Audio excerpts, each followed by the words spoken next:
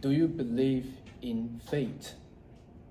Do you believe fate that controls your life, and no matter how many things you do, you cannot change it? What if fate had given you a curse that will haunt you forever? Will you still fight it, or you just accept it? I asked these questions for 15 years of my life. Well, you see, many of you already know that I was born with septal defect, a small hole in my heart. And my mom was panicked when she heard that news. But I didn't tell you that. Not only did my mom seek professional medical help, but also mysterious spiritual fortune telling. And that is Bazi. So, Bazi is an ancient Chinese metaphysical astrological system that used to analyze your personality, your destiny, your life path. And we've been using it for thousands of years. It's part of our cultures. So yes, many of us believe in fate, believe in mandates of heaven, and believe in prophecy. So back in year 2000, when I was born, my mother gave my birthday to a famous fortune teller at the time. She wanted to know one answer for one question: where I live or where I die. When the fortune teller checked my Bazi, his face went serious and he went silent, frowned. He shook his head and said two words: mutually destructive. When my mother heard that, her face went pale. She almost passed out and couldn't stand still. Suddenly, the fortune teller said, "Calm down. I wasn't talking about your son's heart conditions. He will be fine. However, father and son, they are like fire and water. They will destroy each other. They will never have peace.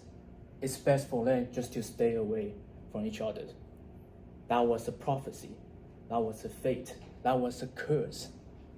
And for 15 years of my life, the prophecy came true. I was living it. You see, speaking of my father, he was grumpy. He was stubborn. He was ruthless. He was like a fortress with 15 meters wall. And growing up, I rarely saw him smile. I rarely saw him talk. I rarely saw him being soft. His mouth always shut in downward frown. And his deep, angry creases crave his face into a permanent scar like these pictures. He looks like a mafia boss. He's the kind of person you instantly know not to mess with. And in my head, he was the emperor and I was his subject. My job was to serve him, to fear him, and to survive him. However, inside, I had a dream. I had a dream that one day I wouldn't have to see him as an emperor who sit on the throne, but a father who let me sit on his lap. I had a dream that one day we will be laying on the plain green grass, picnicking, with sunshine warmed our faces. I had a dream that one day my father and I were holding hands together in the amusement park, riding on a roller coaster, screaming and letting the wind whip through our hair. I had a dream, but I never dare tell him. The fate of mutual destructions engraved too deep. Until one day, I finally seized my chance to fight against this fate with a Happy Meal. When I was 8 years old, McDonald's back in Taiwan has a family breakfast deal. There was a discount, a toy for a family. I instantly knew that was my opportunity, that was my chance, and that was a perfect excuse to tell my dad. The breakfast deal was available before 11 a.m., so I planned it out. It was Saturday morning. I woke up at 6 a.m. I felt way too excited. So I waited 7 a.m., 8, 9. And every 10 minutes, I checked my father's bedroom to see whether he was awakened. And it was 10 a.m. I checked again. He was still sleeping. So I sneak and tiptoes. Then I crawl down, whisper in his ear, Dad, wake up. Let's go eat breakfast. My dad, he was still snoring like this. Then when I looked up at the clock, it said 10:30. Oh no, the event was about to over. I had to do something. So I panicked and I did the worst choice of my life. I jumped on my father's bed and started shaking my father. Dad, wake up, let's go eat breakfast. My father awakened finally. He surged out like a Dracula rising from his coffin. His eyes were bloodshot, filled with hateful and heating glare. He raised his left hand, bang! A stinging, sharp slap echoed on my right cheek. The force was so hard, I flew off the bed. My mind went blank. What happened? When I turned to see my father again, he was still snoring. But I didn't cry this time. I didn't cry. Instead, I filled with a flame of rage, boiling my blood, coursing through my body. How dare you? How could you? I am your son. I am your child. I am your baby. And that day, the boy who wanted the picnic died, replaced by the summoned fowl. The prophecy was right. We are enemy, and I will never talk to you again, Father. And for 7 years, he became the closest strangers I had. For 7 years, I treated him like a tool, like my personal ATM. And for 7 years, we lived in the mutual destructions that was promised ever since I was born.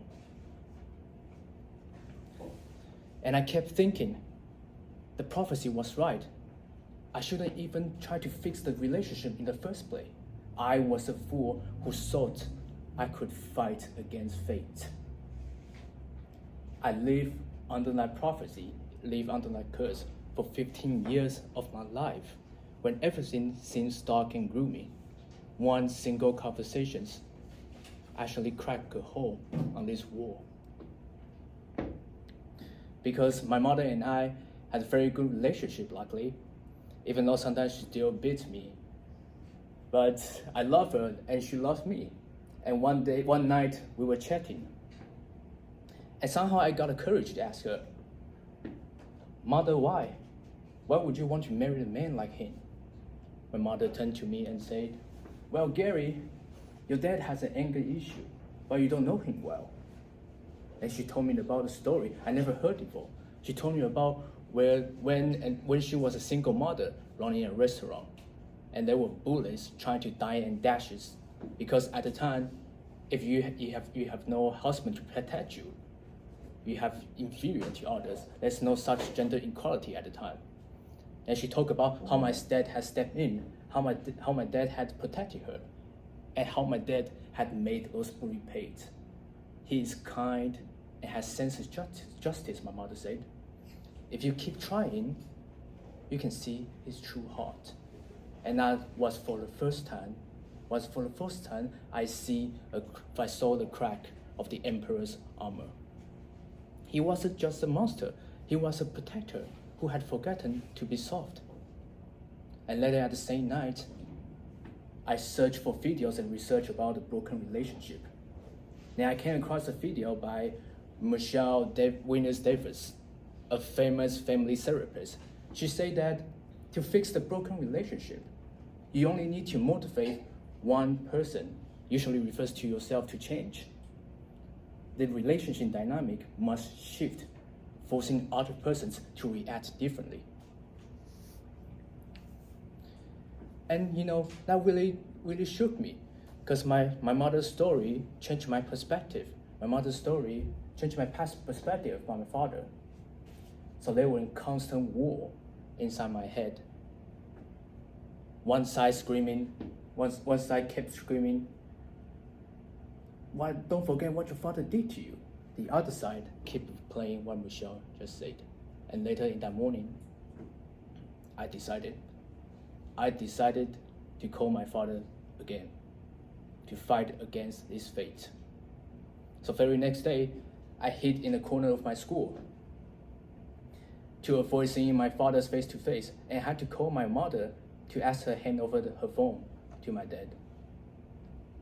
And the very first word my dad said to me when he picked up the phone was, "Yeah."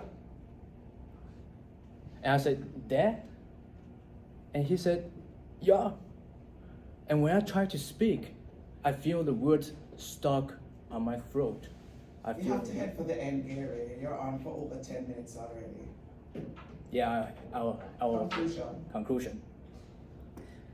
Conclusion that is that the phone call didn't fix everything overnight, but it was something, a progress, a hope. I learned that fate isn't about what happens to you. It's about how you respond. Sometimes you have to be the first one to move. Sometimes you have to be the first one to respond. Sometimes you have to be the first one to rewrite the fate. Don't let fate win. Write your own ending. Thank you. I skipped a lot. Yeah, I have it here.